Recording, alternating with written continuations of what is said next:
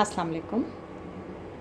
मैं हूँ आपकी होस्ट आयशा और आपके लिए लेकर आई हूँ फूड एंड डेकोरेशन में आज चुकंदर और सेब के मज़ेदार से जूस के साथ। तो चलिए शुरू करते हैं। दोनों को साथ साथ डालते जाएं।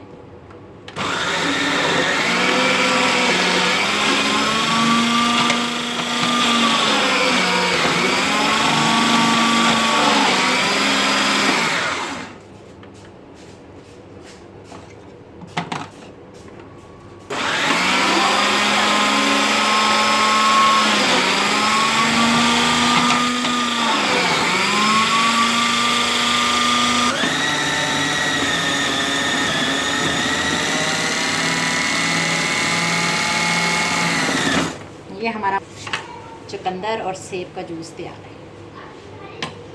अब आप इसको ग्लास में निकालें। ये हमारा मज़ेदार चुकंदर और सेब का जूस तैयार है। आप चाहें तो इसमें लेमन जूस डाल सकते हैं आप भी, अगर आपको अच्छा लगता है, और अगर नहीं अच्छा लगता तो आप इसके बगैर भी इसको इस्तेमाल करें। Thank you.